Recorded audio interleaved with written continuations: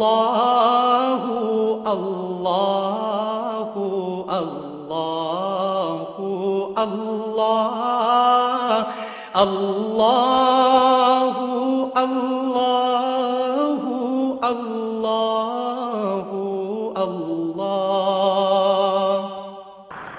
الحمد للہ رب العالمین، والصلاة والسلام علی حبیبہ محمد وآلہ وصحبہ اجمعین۔ اعوذ باللہ من الشیطان الرجیم، بسم اللہ الرحمن الرحیم۔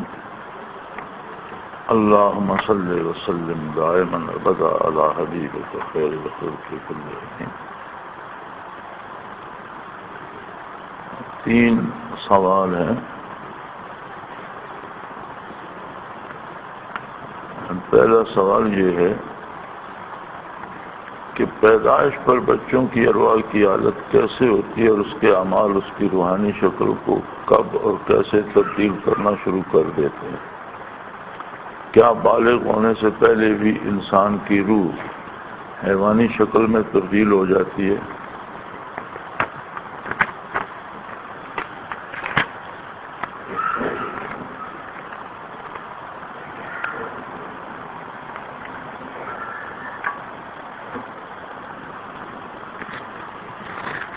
نبی کریم صلی اللہ تعالی علیہ وآلہ وسلم نے فرمایا، کل مولود یولد علی فطرہ، ہر پیدا ہونے والا بچہ فطرت کے مطابق، قانون قدرت کے مطابق انسانی فطری صلاحیتیں لے کر پیدا ہوتا ہے۔ ثم ابواہ یحودانہ او یمجسانہ او ینصرانہ، پھر اس کے والدین، ماحول، معاشرہ اسے یہودی یا نصرانی یا مجوسی یا مختلف الخیال بنا دیتا ہے، کما قال رسول اللہ صلی اللہ علیہ وسلم۔ ایک بنیادی بات یاد رکھ لیں، یہ بچپن، جوانی، بڑھاپا، یہ سارے اعمال بدن پہ وارد ہوتے ہیں، روح پر نہیں۔ روح عالم امر سے ہے، اور ایک دن کے پیدا ہونے والے بچے کی روح اور 100 سال کے بعد مرنے والے آدمی کی روح کی ادراکات یا اس کی استعداد ایک جیسی ہوتی ہے۔ دنیاوی تجربات روح کو بہت کچھ سکھا نہیں دیتے۔ یہ جتنا عمل بچپن، لڑکپن، جوانی، بڑھاپا، یہ بدن پہ وارد ہوتا ہے۔ لہذا جب قیامت کو قرآن کریم نے ارشاد فرمایا وَإِذَا الْمَوْءُودَةُ سُئِلَتْ، جو نوزائیدہ بچیاں زندہ گاڑ دی گئیں ان سے سوال کیا جائے گا بِأَيِّ ذَنبٍ قُتِلَتْ، تم نے کیا قصور کیا تھا کہ تمہیں قتل کر دیا گیا؟ تو اس میں مفسرین کرام لکھتے ہیں کہ وہ خواہ 1 دن کی بچی یا 1 گھنٹے کی بچی کسی نے دفن کر دی، لیکن جب وہ برزخ میں جاتی ہے یا آخرت میں ہوگی تو اس کی روح جو ہے وہ ساری بات سمجھتی ہوگی۔ یہ نہیں کہ وہ 1 دن کی بچی تھی، اسے شعور نہیں ہے۔ یعنی یہ عقل کا بالغ ہونا یا سمجھ کا آنا، یہ سارے احکام وجود کے لیے ہیں۔ جس طرح جوان آدمی سے سوال ہوگا، بزرگ آدمی بوڑھے سے سوال ہوگا، اسی طرح وہ 1 گھنٹے، چند گھنٹے بعد کسی نے زندہ گاڑ دی یا 1 دن 2 دن کی گاڑ دی تو اس سے بھی ویسے ہی سوال ہوگا اذا الموءودۃ سئلت بأی ذنب قتلت، اس زندہ گاڑی کے بچے سے پوچھا جائے گا کہ تمہیں کس جرم میں قتل کیا گیا۔ اس کا مطلب ہے اسے شعور ہوگا کہ مجھے قتل کیا گیا، وہ شہادت دینے کے قابل ہوگی کس نے کیا، کیوں کیا۔ تو روح پر یہ بچپن، بڑھاپا، جوانی نہیں آتی، لیکن چونکہ روح براہ راست دنیاوی اعمال سر انجام دینے کی استعداد نہیں رکھتی، ایک جسم لطیف ہے، ایک انرجی کی طرح ہے،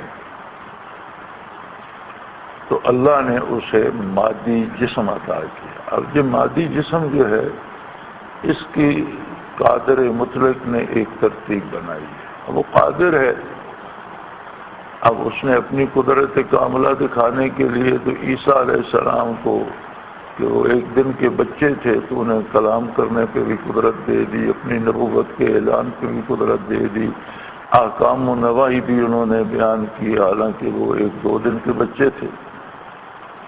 تو وہ شعور، بولنے کی طاقت ان کے وجود کو عطا کی گئی، ورنہ روح تو بچے بوڑھے میں ایک ہی جیسی ہوتی ہے. اور روح کا مختلف شکلوں میں تبدیل ہونا انسانی کردار سے تعلق رکھتا ہے، اور وہ بلوغت کے بعد ہوتا ہے. جب اس پہ احکام شریعت وارد ہوتے ہیں تو بنیاد ہوتی ہے ایمان. اگر ایمان نہ ہو، بندہ ایمان قبول نہ کرے، تو روح کی شکل انسانی نہیں رہتی بلکہ ناپسندیدہ، حرام اور بدترین جانوروں جیسی ہو جاتی ہے. پھر آگے اس کا کردار ہوتا ہے کہ اس کا کردار کیا کرتا ہے.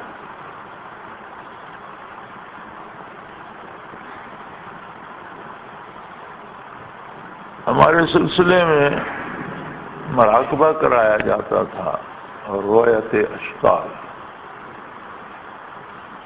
پھر حضرت رحمۃ اللہ تعالی علیہ نے خود ہی ترک کر دیا کہ اس سے لوگوں میں بہت خرابیاں پیدا ہوتی تھی. دراصل کشف اور مشاہدے کا میں یہ سمجھتا ہوں کہ کوئی زندگی بھر ذکر کرتا رہے، اسے مراقبات نصیب ہوں، منازل نصیب ہوں، اس کا ان مراقبات اور منازل کی وجہ سے کردار کی اصلاح ہو، لیکن اگر اسے ساتھ کشف بھی ہو جائے تو وہ بڑی مصیبت میں پڑ جائے، اور اسے برداشت کرنا اور اس کے ساتھ ہدایت پہ رہنا مشکل ہو جاتا ہے. کیونکہ ولی کا کشف نبی کی طرح معصوم نہیں ہوتا، اس میں شیطان اس کے سامنے پیش کرتا ہے اور اکثر انسان دھوکہ کھا جاتا ہے. ہمارے ساتھ ایک ساتھی ہوا کرتے تھے، مراقبہ عبودیت میں جو آیہ کریمہ مشائخ سے چلی آ رہی تھی وہ آیت سجدہ تھی.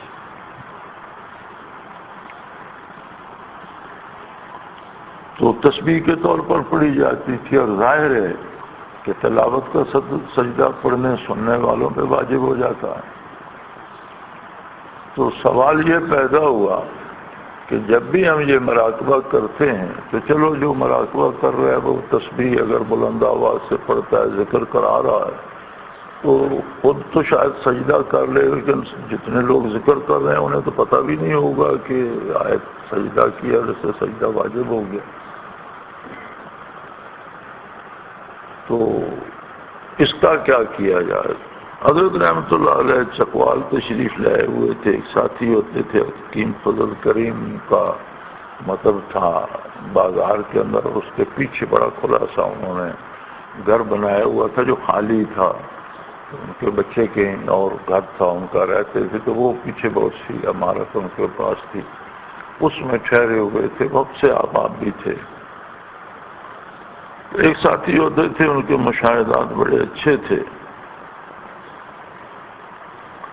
تو حضرت نے انہیں مخاطب کر کے فرمایا کہ بھئی یہ بات تو مشائخ سے، حضرت کی عادت مبارک تھی، ساتھیوں کو کہہ دیتے تھے کہ بھئی یہ حضرت سے بات پوچھ لو، یہ فلاں بزرگ سے پوچھ لو، یہ فلاں سے بات کرو.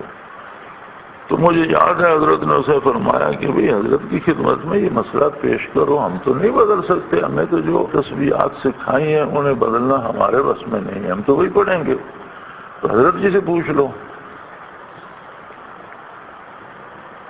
تو اس نے، حالانکہ وہ حافظ نہیں تھا،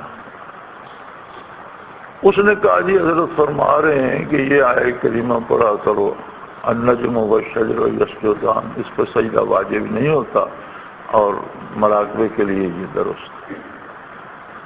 تب سے اب تک ہم وہی دور آ رہے ہیں. جب بھی مراقبہ عبودیت ہوتا ہے تو وہی آئے کریمہ پڑھتے ہیں نجم و شجر یسجدان، لیکن جس بندے نے حضرت جی سے پوچھ کر بتایا تھا وہ مرتد ہو کر مرا۔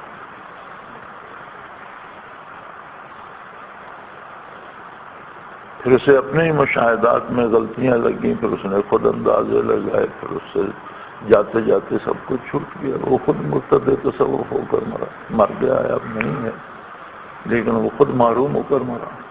اور سلسلے میں وہ آئے کریمہ پر نہیں قیامت تک اس طرح چلتی رہی۔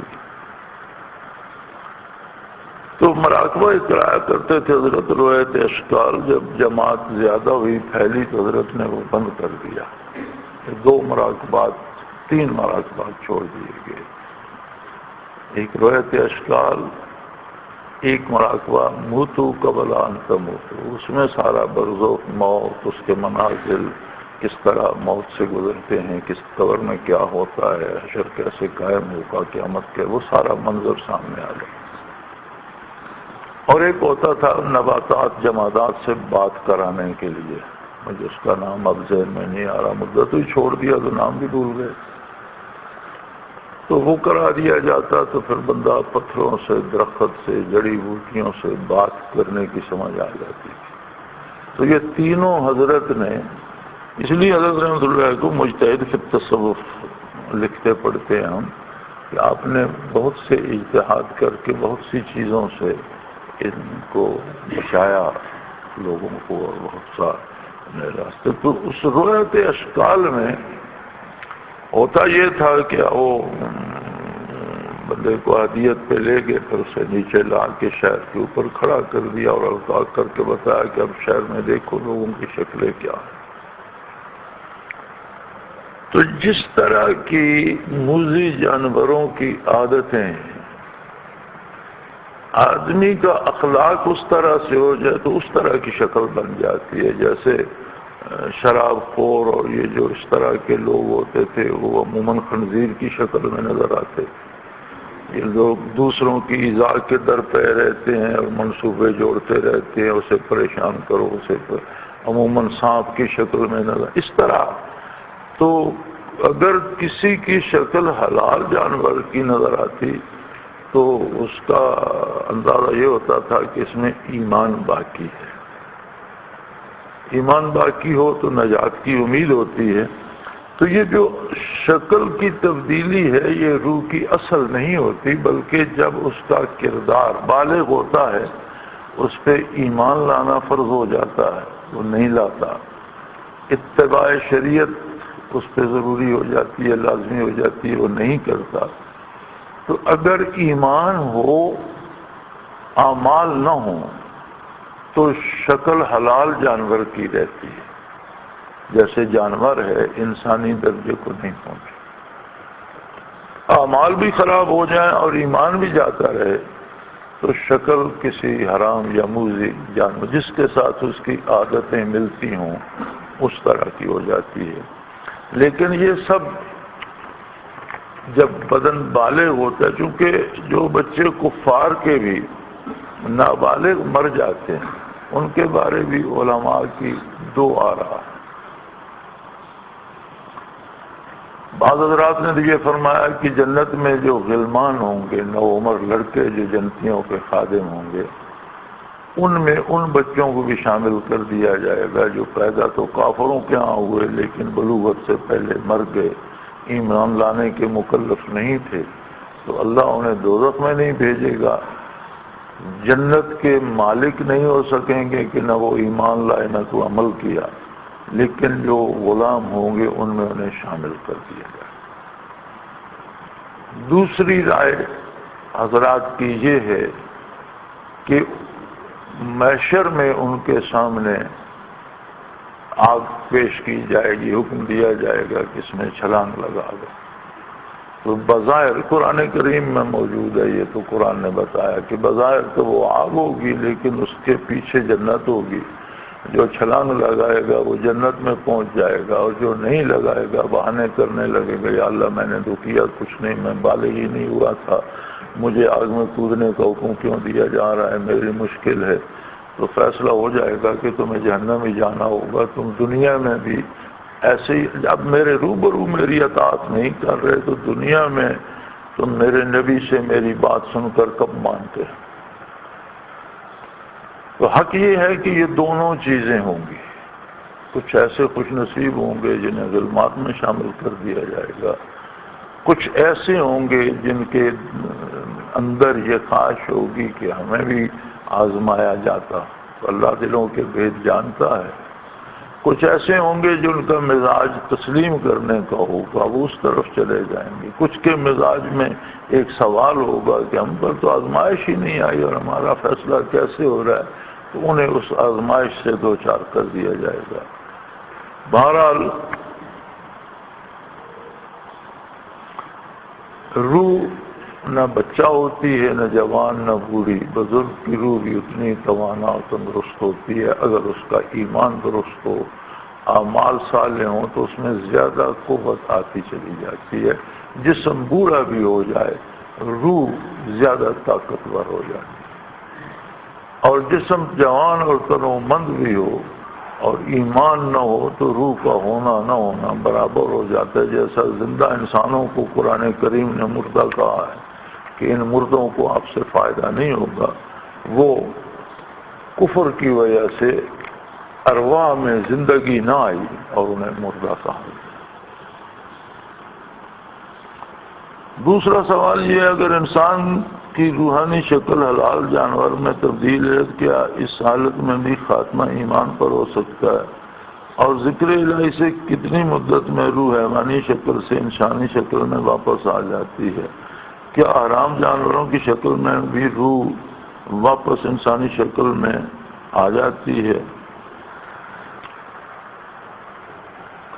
آدمی ایمان موروثی ہمیں مل جاتے ہیں، مسلمانوں کے گھر میں پیدا ہوتے ہیں تو وہ وراثت میں ہمیں ساتھ اسلام بھی مل جاتا ہے. تو کسی بھی درجے میں یقین رہے، کمزور بھی ہو، تو روح کی شکل انسانی نہ رہے، حیوانی ہو جاتی ہے لیکن حلال جانور کی. حلال جانور کی شکل پہ روح کا ہونا ایمان کی دلیل ہے.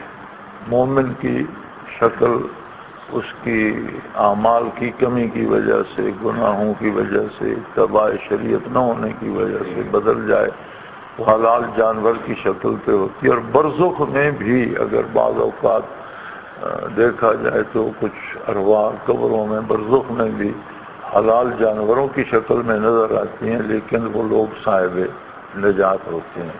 رویت اشکال میں دیکھا جائے تو آبادیوں میں، شہروں میں زندہ لوگوں کی روحیں بھی حلال جانوروں کی شکل پہ نظر آتی ہیں، لیکن اگر اس پہ بھی موت آ جائے تو نجات کی امید ہوتی ہے، چونکہ ایمان کسی نہ کسی درجے میں باقی ہوتا ہے. ایمان نہ رہے تو شکل حلال جانور کی نہیں رہتی. ذکر الہی کی بنیاد ہی ایمان و یقین پر ہے. ایمان کا اگر کامل درجہ نصیب ہو تو خود بخود بغیر ذکر الہی کے بندہ رہ ہی نہیں سکتا، اس کے وجود میں ذکر کی طلب پیدا ہو جاتی. یہ ایمان کا ثمر ہے. اور جو پھل ہوتا ہے وہ بیج بھی ہوتا ہے. تو کسی غیر مسلم کو بھی آپ اللہ اللہ کرانا، اسے کہہ دیں کہ یار اس سے تمہارے پھیپھڑے درست ہو جائیں گے، تمہاری یہ دل کی بیماری جاتی رہے گی، اگر وہ مسلسل ذکر کرتا رہے تو چونکہ یہ بیج ہے، رفتہ رفتہ وہ ایمان قبول کر لیتے. اور یہ ہم نے حضرت رحمت اللہ کی خدمت میں کئی بار تجربہ کیا ہے. بدترین کافروں کے بھی درجے ہیں نا، اور آخری درجے کے کافروں پر بھی یہ تجربہ کیا ہے کہ وہ ذکر کرتے رہے اور بہت اچھے مسلمان ثابت ہوئے. مسلمان ہو کے بغیر کسی تبلیغ کے، بغیر کسی بتائے کہ یہاں ہمارے لوگ جو آتے ہیں، حضرت رحمت اللہ کی مجلس میں آتے تھے، تب سے اب تک جو لوگ آتے ہیں تو ہم کبھی کسی سے بحث نہیں کرتے. یہاں مختلف الخیال لوگ آتے ہیں، بریلوی حضرات آتے ہیں، دیوبندی آتے ہیں، اہل حدیث احباب آتے ہیں، مختلف مسالک کے لوگ آتے ہیں، ہم کسی کے مسلک کو نہیں چھیڑتے، کسی سے بات نہیں کرتے، ساری توجہ ذکر الہی پہ رکھتے ہیں۔ ذکر الہی اس کے دل میں خود ایک آرزو پیدا کر دیتا ہے کہ میرے خیالات کیا ہیں، میرے نظریات کیا ہیں، وہ خود اپنی اصلاح پہ لگ جاتا ہے، سارے سیدھے سادھے مسلمان ہو جاتے ہیں، بعض فرقہ پرستی چھوڑ دیتے ہیں، سب ایک سے ہو جاتے ہیں، کیونکہ سارے فرقے تو بعد کی پیداوار ہیں۔ اسلام تو بڑا سادہ سیدھا سا مذہب ہے اور سارے مسلمانوں کا مذہب ہے، فرقہ بنیا تو پھر بعد میں بنتی نہیں۔ تو یہ ذکر کی برکت ہوتی ہے۔ اور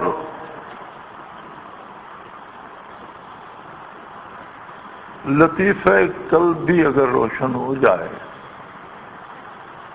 تو روح کی شکل انسانی ہو جاتی ہے۔ اور ہمارے اس نسبت ویسیہ میں الحمدللہ یہ برکت ہے کہ ایک توجہ سے سارے لطائف روشن ہو جاتے۔ یہ الگ بات ہے کہ کس میں کتنی روشنی قبول کرنے کی استعداد ہے، پھر وہ کتنی محنت کر کے اسے اور کتنا بڑھاتا ہے۔ تو جب بھی ذکر نصیب ہو تو روح کی شکل بدل جاتی ہے۔ میں مکاشفات کی بات کر رہا تھا، تو وہ زمانہ تھا، اس زمانے میں گاڑیاں نہیں ہوتی تھیں، بہت کم بسیں ہوتی تھیں، ٹرانسپورٹ بہت کم ہوتی تھی، اکثر سفر پیدل ہوتے تھے۔ تو حضرت رحمۃ اللہ علیہ تشریف لاتے تھے زندہ شاہ بلاول، کیونکہ وہاں سے تو کوئی بس چکرالے تک جاتی نہیں تھی، پھر وہاں سے بس پہ بیٹھے، واپسی پہ وہاں اترے اور واپس گئے۔ تو ایک شاگرد ہوتے تھے حضرت رحمۃ اللہ علیہ کے، قاضی صاحب تھے چکرالے کے، انہوں نے ایک گھوڑی رکھی ہوئی ہوتی تھی، تو وہ کوشش کرتے تھے کہ حضرت نے جانا ہو تو میری گھوڑی حاضر ہو، اور حضرت نے واپس آنا ہو تو میں وہ گھوڑی لے کے وہاں پہنچ جاتے۔ لیکن ہر بار ایسا نہیں ہوتا تھا، وہ کبھی انہیں پتہ چلتا کبھی نہ چلتا، کوئی کے پروگرام ایسے ہوتے تھے اور اکثر سفر پہ رہتے۔ تو حضرت رحمۃ اللہ علیہ بہت تیز چلتے تھے، چھوٹا قدم لیتے تھے اور بڑے تیز قدم لیتے تھے، اور عموماً ساتھی 50-60 گز پیچھے رہ جاتے تھے، پھر دوڑ کے مل گئے، پھر پیچھے رہ گئے۔ تو ایک دن ایک مسئلے پہ بات ہو رہی تھی، اور وہاں سے اتر کے حضرت کے گھر کی طرف چلے تو ساتھی پیچھے رہ گئے، میں ساتھ تھا۔ تو حضرت نے فرمایا یہ مسئلہ تو ہم نے برزخ میں فلاں بزرگ سے حل کروایا تھا، ان کی کتاب میں نے دیکھا تھا، پھر میں نے قاضی صاحب سے کہا کہ چلو ان سے بات کرتے ہیں۔ لیکن یار عجیب بات ہے، جب ہم ان کے قبر میں گئے اور دیکھا تو وہ تو عذاب میں مبتلا تھے، اور فرشتے مار رہے تھے، زنجیر پڑے ہوئے تھے، مسلسل مار پڑ رہی تھی۔ تو میں نے کہا قاضی صاحب اس کا کیا کریں، ہم تو مسئلہ پوچھنے آئے تھے، اور بہت بڑا نام ہے ان کا، بہت بڑا نام ہے، تو علماء میں بھی اور صوفیاء میں بھی بہت بڑا نام ہے، تو یہ کیا تماشا بن گیا۔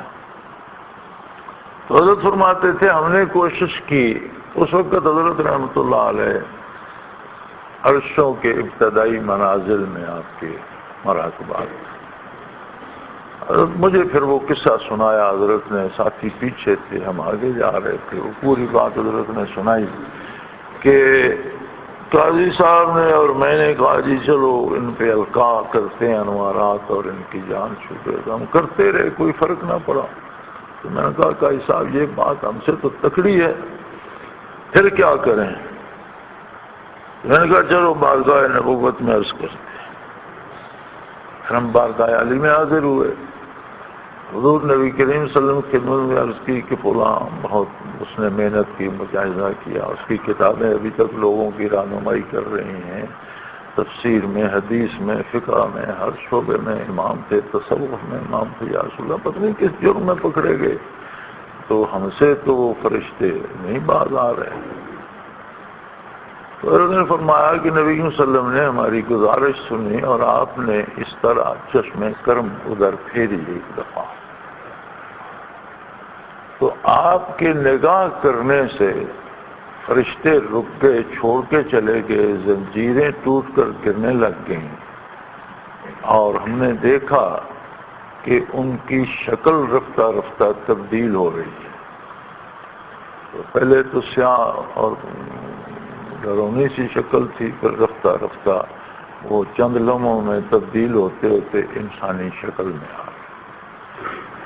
تو فرمانے لگے ہم نے ان سے ملاقات کی، بات کی، اور انہوں نے کہا بھئی دیکھو تم نے مجھ پہ بہت احسان کیا ہے، میرا جی چاہتا ہے کہ میں کھڑا ہو کر تمہارا استقبال کروں، لیکن صدیاں بیت گئی، مار کھاتے مجھ میں اٹھنے کی ہمت نہیں ہے، مار کھا کھا کر میری ہڈیاں جو ہیں وہ خاک بن چکی ہیں، بے جان ہو چکی ہیں، میں اٹھ نہیں سکتا۔ فرمانے لگے میں نے کہا صاحب سے کہا کہ صاحب نے ذکر کرا، ہم نے انہیں لطائف کرائے، پھر مراقبات کرائے، عہدیت کرائی، معیت کرائی، اقربیت کرائی، سارے کعبہ پہ لے گئے، پھر فنا پھر رسول میں جب گئے تو کہنے لگے کہ میرے لیے بس ہے، بس اس سے آگے مجھے مت لے، میری منزل یہی ہے، میں یہاں پہنچ گیا، یہ میرے لیے بات ہے، میں یہاں پہنچ گیا، یہ اللہ کا بہت بڑا احسان ہے، میں کہاں چلا گیا تھا، کہاں سے کہاں آ گیا، تو بس آپ مجھے یہاں چھوڑ دیں۔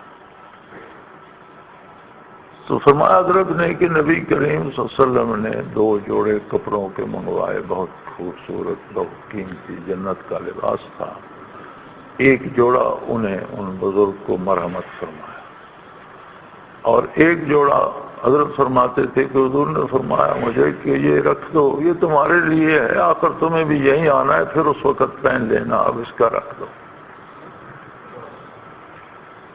تو میرے ذہن میں سوال پیدا ہوا بڑا کہ انہوں نے آخر کیا کیا تھا، کہ صوفیاء میں بھی ان کا نام بہت چوٹی کے اکابرین میں آتے، اور علماء ظواہر میں بھی ان کی مثال نہیں ملتی۔ تو میں نے پوچھ ہی لیا ڈرتے ڈرتے، حضرت ان سے ہوا جرم کیا ہو گیا تھا، غلطی کیا کی؟ فرمایا ان کے مشاہدات بہت تیز تھے، اور ساری زندگی انہوں نے بہت عجیب چیزیں اور لکھی، کتابیں لکھی مشاہدات پر، اور میں ان کی کتابوں کے نام نہیں لیتا کہ مصنف کی کتاب کا نام لینا مصنف کے بارے میں بتا دینا ہی ہے، اس لیے بہت معروف کتابیں ہیں، ہماری لائبریری میں بھی ہیں، تو علماء حضرات تو کتاب سے مصنف کو جان لیتے ہیں، تصنیف مصنف کا پتہ بتا دیتی ہے۔ تو فرمانے لگے کہ انہیں اس کشف پہ اعتماد ہو چلا، تو یہ سوال جیسے تمہارے ذہن میں آیا، میرے دل میں بھی یہی کھٹک رہا تھا۔ تو حضرت فرمانے لگے میں نے ان سے پوچھا تھا کہ حضرت ہوا کیا تھا؟ تو انہوں نے فرمایا کہ جب موت کا وقت آیا، فرشتے آ گئے، تو میرے سامنے ایک واضح روشن راستہ کھل گیا، اور اس کے ساتھ ایک اور راستہ، 2 راستے سامنے آئے، اور وہ دونوں راستے قرآن و سنت تھے، دونوں ایک ہی تھے۔ چونکہ میں نے سنت پہ بھی بڑی محنت کی تھی، کام کیا تھا، حدیث مبارکہ پہ، فقہ پہ، اور قرآن کی تفاسیر پہ بھی، تو میرے لیے وہ دونوں راستے اللہ نے دفعتاً میں نے دیکھا تو ساتھ ایک تیسرا راستہ بن گیا۔ اب مجھے کشفاً یہ خیال آیا کہ میں اس تیسرے راستے پہ چلتا ہوں۔ تو فرماتے تھے میں نے قدم اٹھایا تو مجھے کھٹکا ہوا کہ یہ تیسرا کون ہے، میں نے قدم واپس رکھ دیا۔ وہ جو ارادہ کیا تھا اور قدم اٹھایا تھا، اسی وقت سارے مناظر سلب ہو گئے، لطائف تک سلب ہو گئے، صرف ایمان بچا، اور مجھے یہ بتایا گیا کہ اگر تم اس راستے پہ قدم رکھ دیتے تو پھر ایمان بھی چلا جاتا۔ وہ راستہ شیطان نے نقلی طور پر ساتھ بنا دیا تھا، اور کیونکہ وہ کشف پہ اعتماد کرتے تھے، کشف نے دھوکہ دے دیا، وہ خوبصورت نظر آیا حالانکہ وہ خوبصورت تھا نہیں۔ تو اس جرم میں کہ تم نے ارادہ کیوں کیا اس کے چلنے پر، تم نے کشف پر اعتبار کیا، تو لطائف تک سلب ہو گئے اور میں عذاب میں گرفتار ہو گیا۔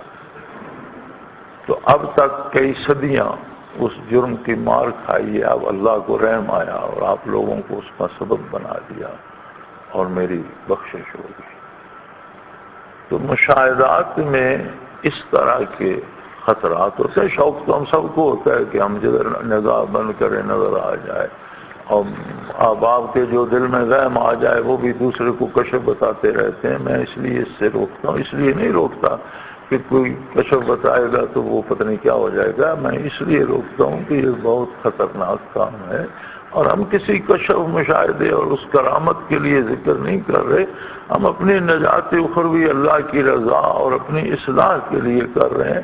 نگاہ اصلاح پہ رہنی چاہیے کہ مجھے ذکر کے طفیل کتنی برکات یا توفیق عمل نصیب ہو رہی ہے۔ تو یہ آپ کے، میرا تو خیال ہے سارے سوالوں کے جواب اس میں آ گئے، لیکن بہرحال یہ دوسرا سوال کہ ذکر الہی سے کتنی مدت میں روح حیوانی انسانی شکل، اس کے لیے مدت کی ضرورت نہیں ہوتی، ایک لمحے میں بھی اللہ کریم کی قدرت سے ہونا ہوتا ہے، انوارات و تجلیات باری سے ہونا ہوتا ہے، ایک لمحے کا کام ہے، ہو جاتا ہے۔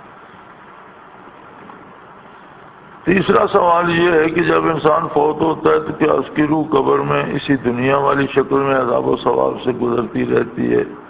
قبروں سے اٹھائے جائیں گے تو کیا اسی صورت میں ہوں گے یا دوسری ہوں گی؟ تو میرے خیال جواب تو اس کا بھی ہو گیا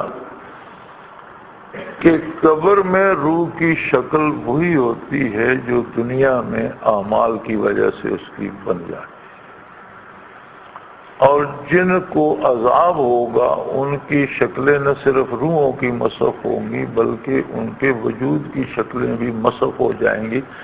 اور یہ حدیث شریف میں موجود ہے کہ کوئی شخص دوزخ میں انسانی شکل میں نہیں جائے گا، کیونکہ یہ شکل، یہ چہرہ، یہ اس طرح کا جو رخ ہے، یہ تو انبیاء کرام، صحابہ کرام اور خود نبی کریم صلی اللہ علیہ وسلم کا رخ انور اور پرنور چہرہ اسی شکل، انسانی شکل پہ، لہذا جہنم میں کوئی جہنمی انسانی شکل میں نہیں جائے گا، شکلیں مسخ ہو جائیں گی، کوئی بندر ہوگا، کوئی خنزیر ہوگا، کوئی کچھ ہوگا، کوئی جس طرح دنیا پہ شکلیں مسخ ہو گئی اور بن گئے، احساسات انسانی ہوں گے، ادراکات انسانی ہوں گے، بات کریں گے، بات سنیں گے، لیکن شکلیں انسانی نہیں ہوں گی۔ اور اسی طرح میدان حشر میں جب پیش ہوں گے تو بھی وہی شکل ہوگی جس شکل میں اسے عذاب ہونا ہے یا جن کی نجات ہونی ہے، ان کی چہرے روشن شکلیں انسانی ہوں گی۔ اور جتنے جتنے کسی کے درجات بلند ہوتے ہیں اتنا اتنا روح میں حسن بھی آ جاتا ہے، جمال بھی آ جاتا ہے، روشن ہو جاتا ہے چہرہ، خوبصورت ہو جاتا ہے، بلکہ اہل جنت پہ کبھی نہ آئے گی بڑھاپا آئے گا نہ چہرے مسخ، بلکہ بہت خوبصورت جوان ہوں گے، نہایت حسین ہوں گے۔ نبی کریم صلی اللہ علیہ وسلم نے فرمایا کہ جنت کی حور اگر ایک ہتھیلی آسمان سے اس طرح ظاہر کر دے تو سورج کی روشنی مانگ پڑ جائے۔ اگر اتنا حسن جنت کی حوروں کو ملے گا تو یہ جنت کی حوریں دنیا کی مسلمان عورتوں اور مسلمان مردوں کی کنیزیں اور غلام ہوں گے۔ تو اگر غلاموں اور کنیزوں کو اتنا حسن ملے گا تو جنہیں اللہ جنت کا مالک بنائے گا ان کے حسن کا کیا عالم ہوگا وہ وہی جانے، یہاں بیٹھ کر اندازہ نہیں لگایا جا سکتا۔ تو میرے خیال میں جواب تو ان سارے سوالوں کے اس ایک واقعہ میں بھی آ گئے۔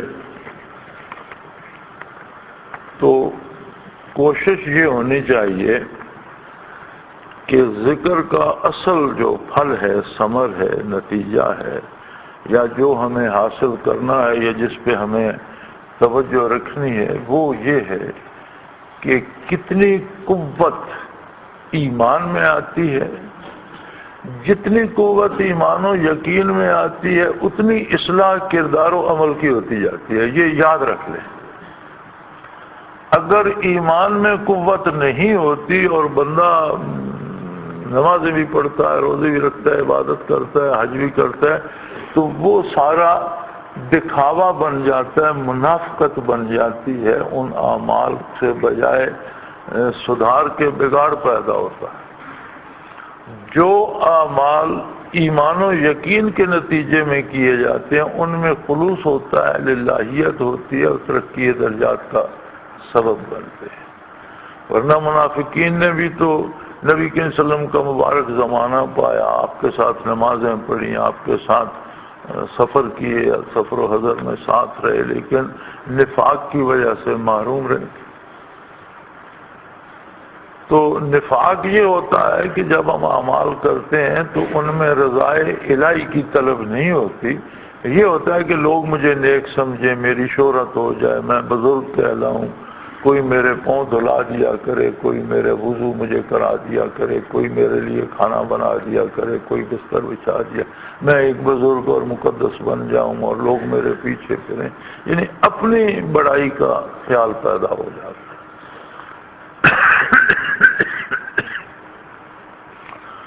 تو ذکر کے نتیجے کے طور پر ہر بندہ اپنے، یا اللہ جانتا ہے یا بندہ کسی حد تک خود جانتا ہے، بالتفصیل اور یقینی علم تو اللہ کا ہے، اپنے بارے بندہ دوسرے کی نسبت بہتر جانتا ہوتا ہے۔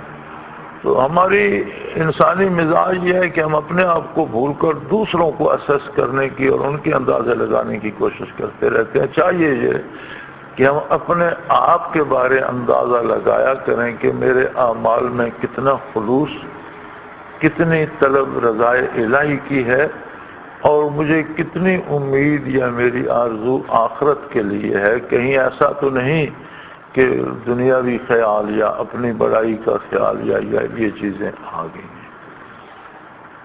تو مشاہدات و مکاشفات ضروری نہیں ہیں، کیونکہ عند الموت تو کافر کو بھی ہو جاتے ہیں، اور ابھی دنیا میں زندہ ہوتا ہے تو فرشتے اس سے بات بھی کر رہے ہوتے ہیں، سوال و جواب بھی ہو رہا ہوتا ہے، برزخ میں بھی سب کچھ کھل جاتا ہے۔ مشاہدات تو ایک دن ہوں گے، جب ہوں تو ہوں اچھے۔ اصل بات یہ ہے کہ جب نظر کھلے فَكَشَفْنَا عَنْكَ غِطَاءَكَ فَبَصَرُكَ الْيَوْمَ حَدِيدٌ، جب آنکھ بند ہوتی ہے آنکھ کھل جاتی ہے۔ تو جب آنکھ کھلے تو کچھ دیکھنے کو اچھا منظر ملے، بہتر منظر ملے، اللہ کی رضا اندی ہو، نبی کریم صلی اللہ علیہ وسلم کا کرم ہو، انوارات ہوں، برکات ہوں۔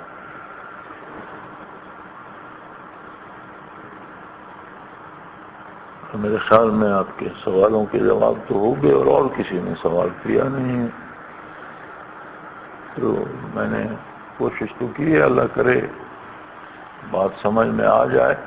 تو اس طرح کے سلسلے ذکر تصوف کے بارے جو سوالات آپ کے ذہن میں ہوں، آپ ضرور اس پیریڈ میں کیا کیجئے، اور اس کا طریق یہی ہے کہ اپنا سوال لکھ کر دے دیں، تو انشاءاللہ اس پہ بات ہوتی رہے گی۔ اللہ کریم توفیق عطا فرمائے۔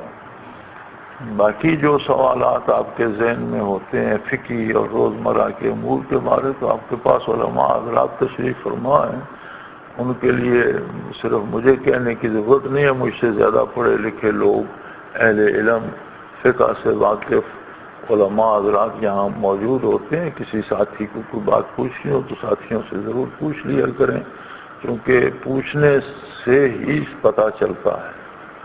تو ہمارا یہ جو تھوڑا سا پیریڈ ہوتا ہے یہ صرف تصوف کے لیے ہوتا ہے، دوسرے امور کے لیے نہیں۔ تو اس موضوع پہ جو سوال ہوں وہ آپ مجھے بتا دیا کریں۔ اللہ کریم ہم سب کی حفاظت فرمائے، ہدایت پہ رکھے، توفیق عمل عطا کرے، ہمارے ٹوٹے پھوٹے اعمال کو قبول فرمائے، اور دنیا و آخرت میں اپنی امان و حفظ میں رکھے، رسوائی سے پناہ دے، اور خاتمہ ایمان پہ نصیب فرمائے۔ الحمدللہ رب العالمین، والصلاة والسلام علی حبیبہ۔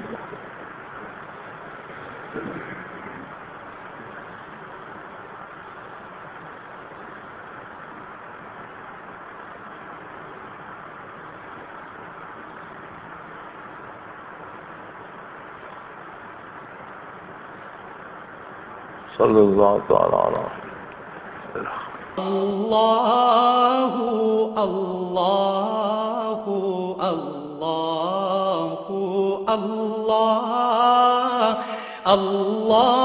اللہ اللہ اللہ اللہ۔ حضرت امیر محمد اکرم آوان مد ذلہ العالی دارالعرفان منارہ ضلع چکوال میں سالہ سال سے قرآن و حدیث کے اوپر خطابات کر رہے ہیں اور سلسلہ نقشبندیہ اویسیہ کے مطابق لوگوں کو ذکر الہی کی تربیت دے رہے ہیں۔ وہ قرآن پاک کی تفسیر ترتیب وار بیان کر رہے ہیں۔ تفسیر قرآن کو وہ موجودہ ملکی اور بین الاقوامی حالات کے مطابق بیان کرتے ہیں۔ موٹر وے سے کلر کہار کے انٹرچینج سے نکلتے ہوئے کلر کہار کی جھیل سے ہوتے ہوئے میانی، بوچھال اور نور پور سے گزرتے ہوئے دارالعرفان منارہ پہنچ سکتے ہیں۔ حضرت امیر محمد اکرم آوان نے بچیوں اور بچوں کی دینی اور دنیاوی تعلیم کے لیے سقارہ اکیڈمی کے نام سے ایک درسگاہ بھی قائم کی ہے، جس کا افتتاح ملک پاکستان کے صدر جنرل محمد ضیاء الحق نے اپنے دست مبارک سے کیا تھا۔ وہ تمام احباب جو اسلام کی طلب رکھتے ہیں ان سے گزارش ہے کہ دارالعرفان منارہ ضلع چکوال میں امیر محمد اکرم آوان صاحب کے خطابات سے مستفید ہوں۔ وہ ہر جمعے کو نماز سے پہلے بیان فرماتے ہیں۔ ہر ماہ کی پہلی اتوار کو ماہانہ اجتماع ہوتا ہے جس میں آپ خصوصی خطاب فرماتے ہیں اور پاکستان کے چاروں صوبوں سے احباب اس اجتماع میں شرکت کرتے ہیں۔ اس کے علاوہ یہاں سال میں 2 مرکزی اجتماعات بھی ہوتے ہیں، ایک رمضان المبارک میں اعتکاف کا اجتماع اور دوسرا جولائی اور اگست میں 40 دن کا اجتماع ہوتا ہے جس میں روحانی تربیت کی جاتی ہے۔ اپنا خون سیماب دے کر اتنا ہم کر جائیں گے، نام آقا کا چمن میں پھر رقم کر جائیں گے۔